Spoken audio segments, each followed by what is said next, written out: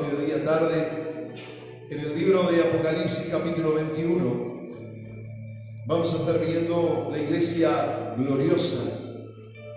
Y espero que podamos vivir en esta dimensión. Recuerde que cada una de las etapas de la iglesia inicial, la iglesia transicional y la iglesia gloriosa que vamos a compartir hoy, no se trata de que una es mejor que la otra, sino que son etapas de crecimiento y de superación. Y nosotros queremos vivir en todas esas etapas con las bendiciones de Dios, sabiendo que cada momento de la iglesia es un momento difícil, es un momento de luchas, pero también la iglesia gloriosa evidencia un tiempo de victoria total. Amén. Y yo creo que la iglesia puede vivir ese tiempo de gloria total. Vamos a leer el 21:9.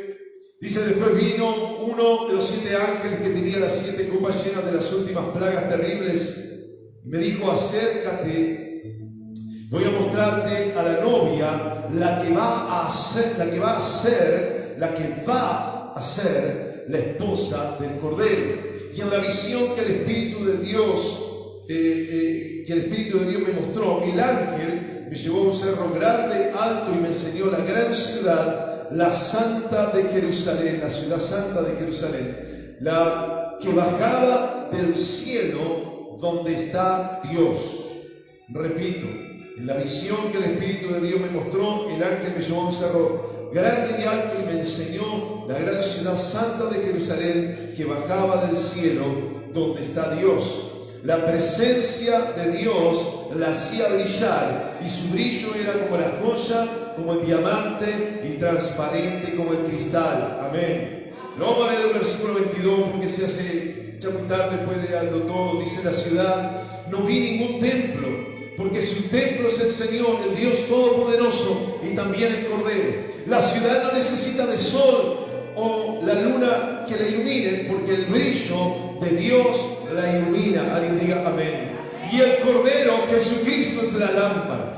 Gente de todos los países caminará a la luz que sale de la ciudad, y los reyes de la tierra le entregarán su riqueza. Los portones de la ciudad no se cerrarán de día, y allí nunca será de noche.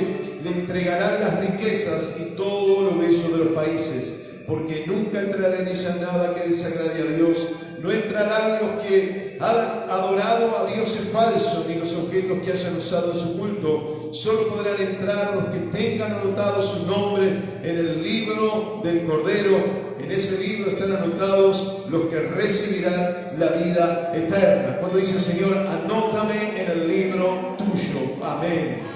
Luego el ángel me mostró un río de aguas que dan vida eterna. Ese río salía del trono de Dios y del Cordero, y era claro como el cristal. Sus aguas pasaban por medio de la calle principal de la ciudad. En cada orilla del río había árboles que daban fruto una vez al año, o sea, 12 veces al año. Sus frutos dan vida eterna, y sus hojas sirven para sanar las enfermedades de todo el mundo. En la ciudad no habrá nada ni nadie que desagrade a Dios. Allí estará el trono de Dios y del Cordero, y los servidores de Dios lo adorarán. Todos podrán ver a Dios cara a cara, y el nombre de Dios estará escrito en sus frentes. Allí nunca será de noche, nunca nadie necesitará la luz de una lámpara ni la luz del sol, porque Dios, el Señor, será su luz, y ellos reinarán para siempre. Amén, amén y amén. ¿Cuántos dicen amén? La iglesia gloriosa. Si alguno se lo perdió ayer, espero que lo vea. No, bastante, todavía no, pero en YouTube. ¿No salió en Facebook? En Facebook está, y esta noche va a ser en YouTube también. Pero puede verlo, puede buscarlo. Ayer vimos la iglesia transicional, así que no se lo puede perder, porque va a completar esta serie de 3 mensajes. La iglesia inicial, la que hablamos el sábado anterior, es la iglesia que experimenta el Espíritu Santo como un viento recio. Allí lo dice: un viento fuerte como una tormenta, un estruendo, que vino allí cuando estaban reunidos en Pentecostés. Y la iglesia fue bautizada, llena del Espíritu Santo. La iglesia transicional experimenta el Espíritu Santo como un resplandor que comienza a experimentar el apóstol Pablo, donde una luz cegó su vista y realmente iluminó el lugar, y toda la gente que estaba alrededor no mucho la voz, dice, pero vio el resplandor y la iglesia comienza a andar en el Espíritu Santo.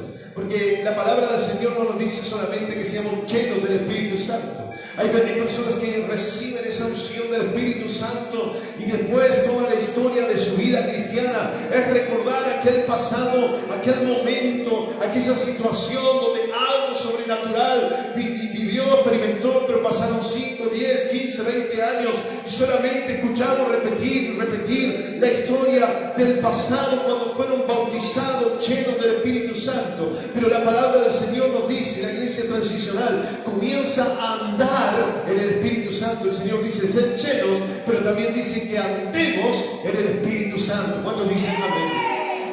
La iglesia gloriosa es la iglesia que vive en el poder del Espíritu Santo. Es aquella que recibe, como vemos aquí en Apocalipsis, la visión del Espíritu Santo acerca de las cosas celestiales.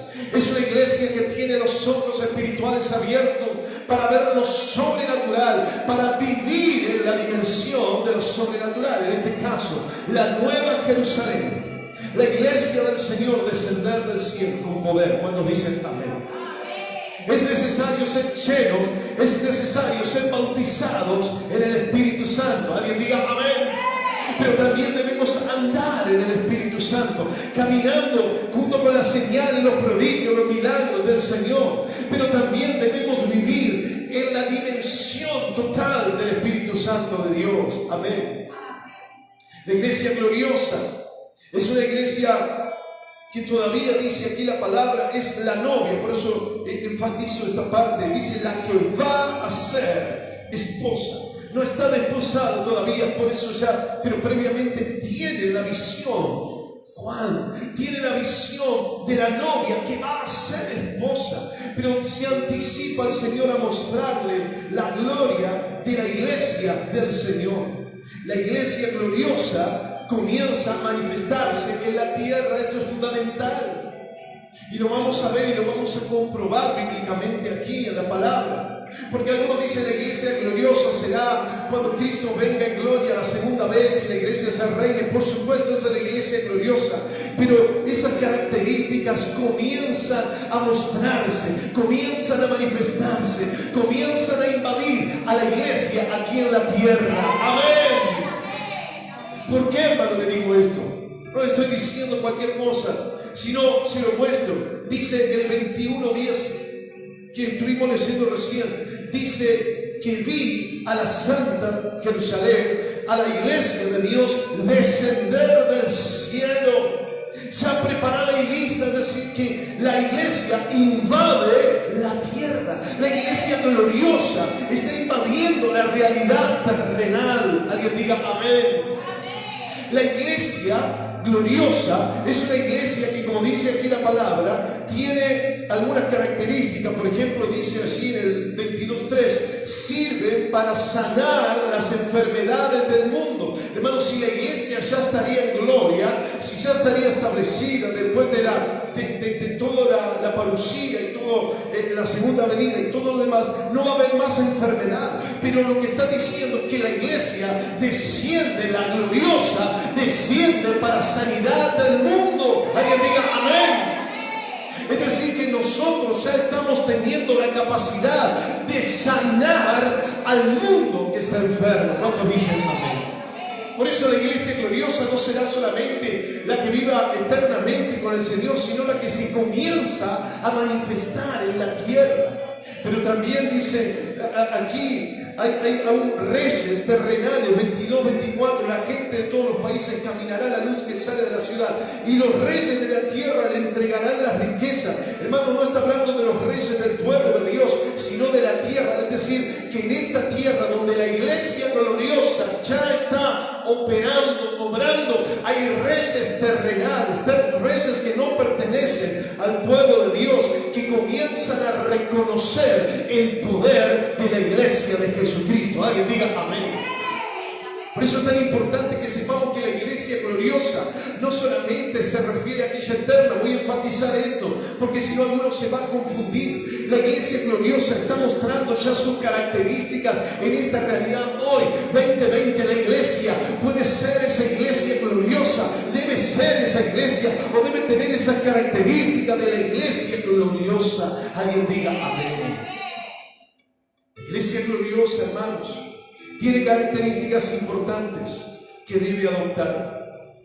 Y vamos por ello, vamos a seguirlo, vamos a entenderlo. Primero, el brillo de la presencia. Una de las características que debe y que tiene que tener la iglesia, sin lugar a dudas, es el brillo de la presencia del Señor. Aquí lo dice la palabra, aquí lo leímos recién. Dice que la iglesia brillaba, aquí lo dice la palabra, la presencia de Dios. 11. La hacía brillar y su brillo era como una joya. Hermanos queridos, lo que impacta las vidas, lo que transforma las vidas, lo que opera el milagro en las vidas, es el brillo de Dios reflejado en la iglesia de Jesucristo. El apóstol Pablo dice que somos como un espejo, que manifestamos la gloria del Señor. El brillo de la iglesia de Cristo en la iglesia hace que las personas sean afectadas positivamente. Amén. Debemos trabajar en esto, que es el brillo del Señor. Una iglesia brillante, una iglesia llena de luz, de conocimiento, de sanidad, de vida eterna. Hermanos queridos, siempre tiene que ver, porque aún la presencia de Dios debe manifestarse en nosotros. ¿Cuántos hemos leído acaso? Recuerdo que escuchábamos o leíamos a Benny Hinn, que decía, cuando él estaba en la presencia del Señor 6, 7, 8, 9 horas en el día, y cuando iba a encontrarse con la gente, algo sucedía en la gente, un quebrantamiento había en la gente, algo sucedía en las personas, en las vidas, porque la presencia de Dios llenaba todo. Y hermanos queridos, es lo que necesitamos. La palabra dice que la sombra de Pedro, aunque sea el reflejo del sol, la sombra en él tocaba a las personas, y la gente decía, si la sombra de Pedro pasase, sabemos que la sanidad de Dios viene. Alguien diga amén. El brillo, el esplendor, así lo leíamos en Isaías 60, el esplendor que tiene que tener la iglesia del Señor. Hermanos, Moisés estaba en la presencia del Señor, hablaba con Dios, y había en el 34:29 de Éxodo, dice que había un brillo en él, y la gente, dice, se tenía que tapar porque era afectada por la gloria del Señor. ¿Cuándo? Cuando hablaba con Dios. ¿Cuántos dicen amén? Importante es que nosotros estemos en la presencia del Señor, que pasemos tiempo en la presencia del Señor, que estemos con Él, hablando con Él, sincerándonos con el Señor. Hermanos queridos, dejemos toda religiosidad y acerquémonos, como dice la palabra, confiadamente al trono de la gracia, mostrándole al Señor nuestras miserias, mostrándole nuestras debilidades y diciendo, Señor, soy débil, pero diga el débil, fuerte soy. Que la gloria del Señor resplandezca sobre nuestras vidas. Que no solamente cuando salimos de este culto estemos brillando de la presencia del Señor, sino cada mañana en la presencia de Dios, reflejando la gloria por todos lados, el poder de Dios Altísimo. Alguien diga amén. La iglesia sin brillo es una iglesia fría, apática, es una iglesia que no impacta, que no sucede nada. Pero el brillo de la iglesia del Señor hace que las personas sean transformadas. Lo que transforma al adicto, lo que transforma al ladrón, al perverso, al que está derrotado, lo que lo transforma es la gloria de Él, de Cristo, brillando, resplandeciendo. Pero necesitamos ser nosotros el espejo para que le podamos transmitir ese brillo. Alguien diga amén. Y la iglesia que descendió del cielo es una iglesia gloriosa, y nos habla, y así lo leímos hoy, Isaías 60, levántate, resplandece, porque ha venido tu luz, y la gloria de Jehová ha nacido sobre ti.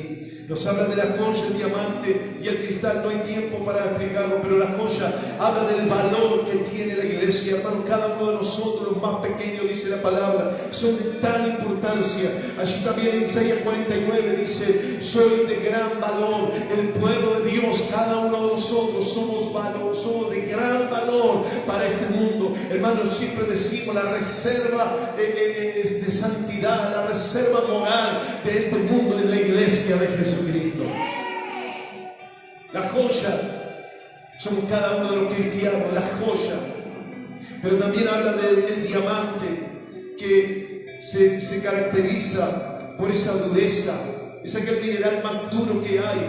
¿Por qué, hermano querido? Porque la iglesia en este sentido tiene que ser muy dura para sobrellevar. Lo estuvimos viendo, lo vimos también cuando hablaba Tony acerca de Pablo, realmente como el diamante, porque Satanás nos quiere pegar durísimo, porque Satanás nos quiere destruir y quiere mandar el infierno si es necesario contra nosotros, para que nosotros nos callemos, para que nosotros no digamos que Jesucristo es el mismo hoy, ayer y por los siglos, que Jesucristo sana, salva, liberta y rompe toda maldición. Amén.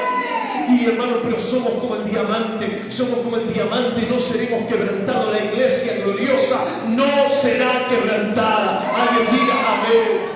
Pero también habla del cristal. ¿Por qué? Porque es transparente. Imagínese usted en una vidriera y usted va a ver cosas, no sé, artículos caros. Imagínese una joyería. Imagínese que usted va a la joyería. No sé si cuándo se fijaron, pero los cristales están impecables. Usted no va a ver nada, no va a ver la más mínima marquita.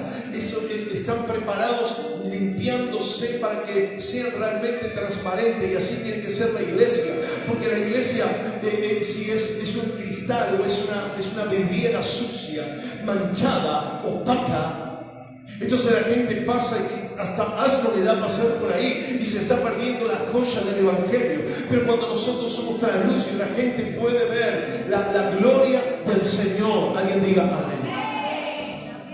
En una oportunidad, en una ciudad querían inaugurar un edificio y tenían que hacer una escultura, tenían que hacer la entrada del edificio, una escultura.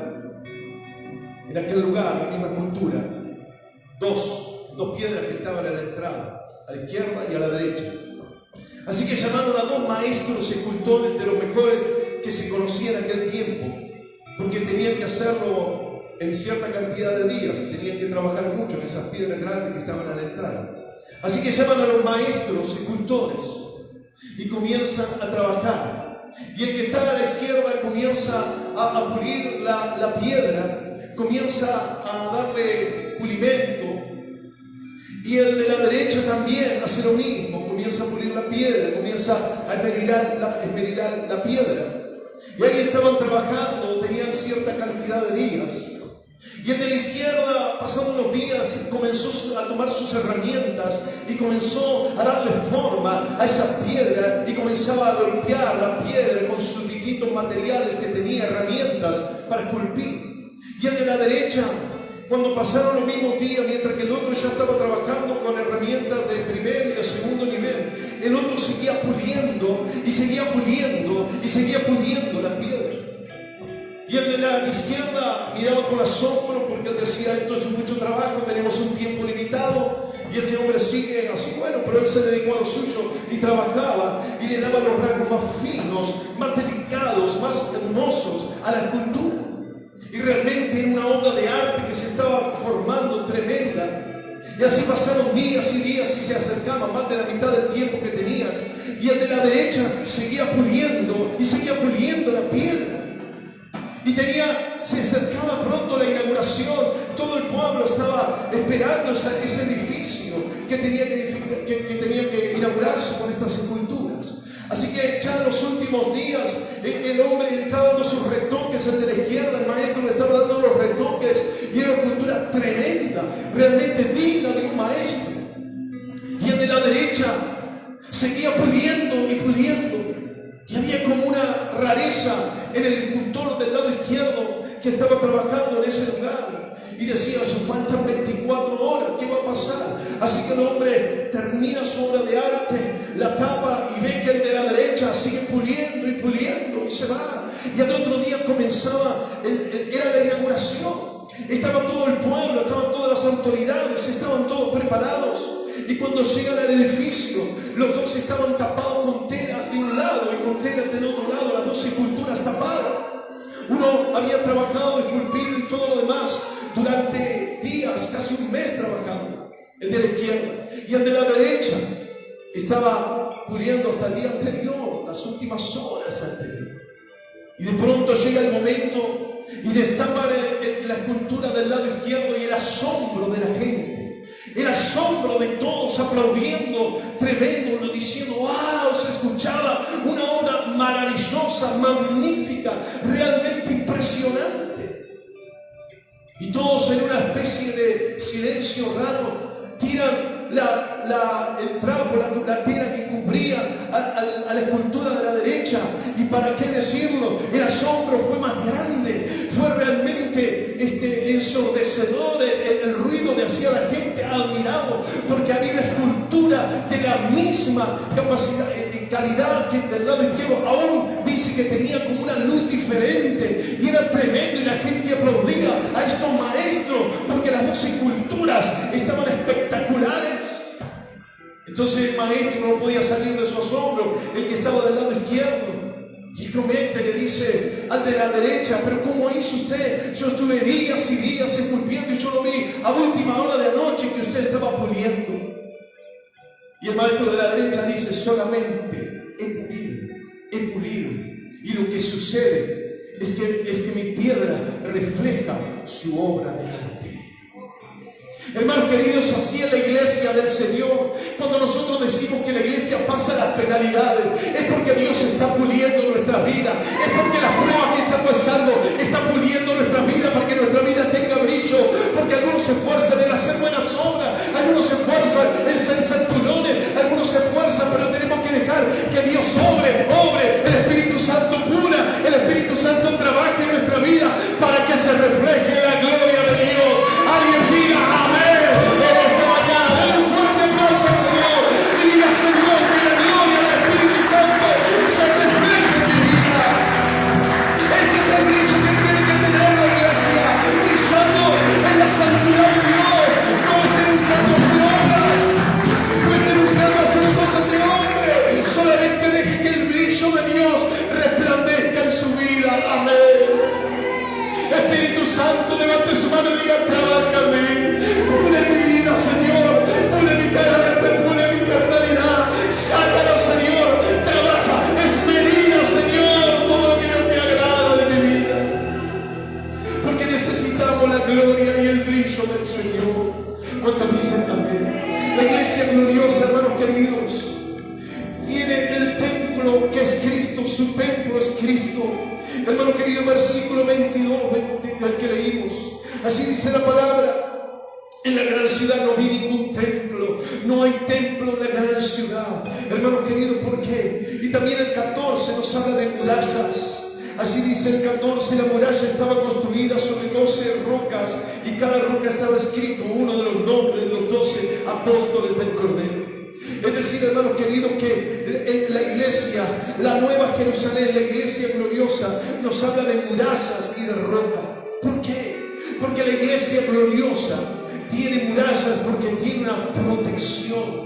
Recién decíamos, estamos en un lugar, hay personas enfermas, pero ¿por qué no nos pasa nada? Porque la muralla del Señor está a nuestro alrededor, porque estamos protegidos. La gloria, la iglesia gloriosa vive protegida en la muralla del Señor, por la muralla del Señor. Alguien diga amén. Y Él tiene roca, ¿por qué? Porque la iglesia de Cristo tiene una roca, tiene una base, tiene un fundamento, que es la obra de Jesucristo de Nazaret. La iglesia gloriosa no se refugia en las cosas humanas. La iglesia gloriosa no se refugia en una vacuna. La iglesia gloriosa no se refugia en la ciencia y el conocimiento, tampoco está en contra, pero la iglesia gloriosa se refugia, se protege en la sangre poderosa de Jesucristo. ¿Cuántos dicen amén? Levantemos nuestras murallas de oración, levantemos nuestra muralla de confianza y de fe en el Señor Jesucristo, como allí vimos que lo vio Juan, la santa ciudad, descender con esas murallas maravillosas. Esto vemos la seguridad, la protección física, espiritual, pero también en la material. Hermanos queridos, la gente Aún dice en el país hay tantos pobres, tantas cosas así, lamentablemente, por eso nos ocupamos de los niños, porque ellos están en indefensión, no pueden hacer nada, no pueden salir a trabajar, no pueden ganarse el pan. Hermano, me ha dolido mucho. Cuando vamos ahí a los kioscos, pasamos por los kioscos de ahí de Villarrosa, y una vez estaba ahí comprando una gaseosa para compartir con los chicos, y vino un chico, ya se lo conté, pero se lo vuelvo a contar. Vino un chico de lo que nosotros conocíamos ahí, tal vez 10, 11 años, 12 años, a comprar medio kilo de pan, y le pidió por favor que se lo dé fiado, porque no puede comprar medio kilo de pan. A la hora de la mañana, seguramente era para desayunar o para almorzar, o no sé qué, medio kilo de pan cuando sabemos que son muchos en esa casa. Y le pidió por favor que se lo dé fiado. Y a veces pasamos por los kioscos y vemos carteles gigantes. El cartel más grande no dice ni Coca-Cola ni Pepsi, dice por favor no pida fiado. Esta es la realidad, pero dice que las murallas son de oro, las murallas son joyas, son diamantes, son de elementos que representan la bendición, la prosperidad y la abundancia de Dios. La iglesia gloriosa debe vivir también, aprender a vivir en la abundancia del Señor. Amén. Ya lo dijo el apóstol Pablo, la iglesia transicional. La iglesia decía que Pablo dice: sé vivir en la riqueza y sé vivir en la pobreza. A veces tengo que pasar necesidad, como ha pasado en los momentos difíciles, pero también dice que sabe vivir en la abundancia. La iglesia gloriosa está preparada para todas las cosas. ¿Cuántos dicen amén? Hermanos queridos, también vemos que el templo no es, dice así, que tiene una dimensión, y cuando los estudiosos hablan de la dimensión o la iglesia cubo, que es nombrada aquí, el alto, el ancho y el largo, está hablando de una iglesia que no tiene límites, es una iglesia que no está limitada. Hermanos queridos, esto es importante. La iglesia que tiene paredes, tiene un metraje, tal vez 8 por 20, 9 por 20, lo que sea, pero la iglesia del Señor dice que no tiene templos, sino que Cristo es el templo. ¿Por qué? Porque la iglesia gloriosa no tiene límites. La iglesia gloriosa debe aprender a saber a declarar y a decir y a vivir que no hay imposibles, que la iglesia de Cristo, la iglesia gloriosa, todo lo puede hacer. Amén. Porque el templo es Jesucristo. Tercera característica, impacta al mundo. 24, 26. Dice: gente de todos los países caminará a la luz que sale de la ciudad, a la iglesia, y le entregarán las riquezas y todo lo bello de los países. Hermanos queridos, la iglesia impacta al mundo. La iglesia gloriosa es la que da luz a un mundo que vive en oscuridad, en tinieblas, en desconocimiento, que no conoce la vida, que no conoce la vida eterna, que no conoce a Dios, que no conoce nada. Pero la iglesia gloriosa, hermanos queridos, es la iglesia que comienza a transmitir, a hacer resplandecer la luz para que la gente no viva en oscuridad ni en tinieblas. Es un impacto grande para el mundo que vive en pecado, para que vive el que vive en la maldad. Hermanos queridos, lo vimos también en la iglesia transicional, porque Pedro fue de impacto a las personas, aún a los incrédulos. Los religiosos se sorprendieron, 3.000 se sumaron a la iglesia, fueron impactados por el poder de Dios. La iglesia gloriosa vive impactando a los demás. Lo vimos también en Pablo y en Silas cuando estaban en la cárcel. Impactaron a los presos, que los presos ni siquiera podían salir corriendo y huir, pero no huyeron, porque ellos preferían estar en la cárcel todavía, pero querían escuchar el poder de Dios, querían escuchar el mensaje de Jesucristo, porque Pablo y Silas no transmitían religiosidad, sino que transmitían la gloria de Dios. Amén.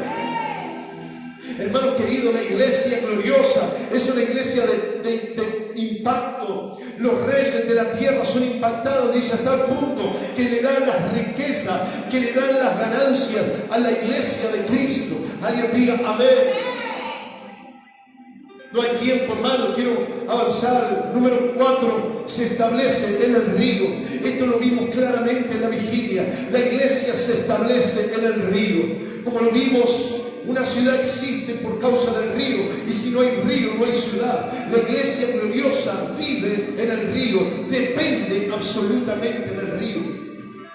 Ninguna ciudad puede vivir lejos sin agua. Por eso es importante que se asiente junto a los ríos y que esté en los ríos. La iglesia tiene que estar en el río, porque es en el río de Dios donde se renueva, es en el río donde recibe el alimento correcto, donde sacia su sed, donde puede establecerse y tener vida. El río de Dios.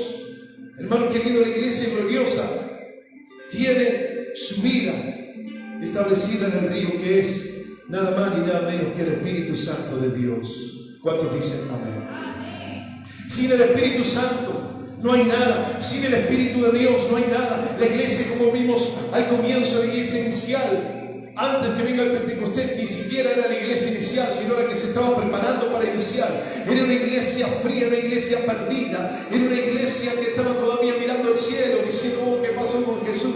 Que el ángel tuvo que venir y decirle: prepárense, porque viene el Espíritu Santo, porque viene algo poderoso sobre su vida. ¿Cuántos dicen amén?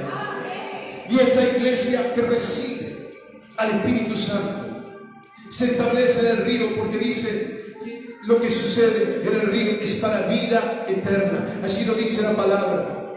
Dice: sus frutos dan vida eterna y sus hojas sirven para sanar a las enfermedades. Hermanos queridos, ¿por qué la gente no recibe a Jesucristo? ¿Por qué la gente no es impactada? Escuchaba el testimonio que alguien me pasó ayer. Qué bueno que alguien recibió a Jesucristo, que alguien recibió al Señor porque fue impactada. Esta persona fue impactada por la iglesia, fue impactada por el mensaje, fue impactada por el amor de los hermanos. Qué bueno que nosotros vivamos de esta manera, impactando a las personas para que reciban vida eterna. Hermano querido, yo estaba pensando, a mí dolor grande me daba la gente. No sabemos qué pasa con las personas hasta el último momento, su último instante de vida no lo sabemos. Pero este tiempo que muere un deportista tan conocido como Maradona en el mundo entero, yo pensaba que será de su eternidad. Estuvo un cristiano al lado, por lo menos uno que yo sabía, hubo varios, pero uno fue el brasileño Silas, que le predicó el Evangelio. Otros más se acercaron y le predicaron el Evangelio. Yo no sé qué habrá pasado, pero hermano querido, qué triste es perderse la salvación.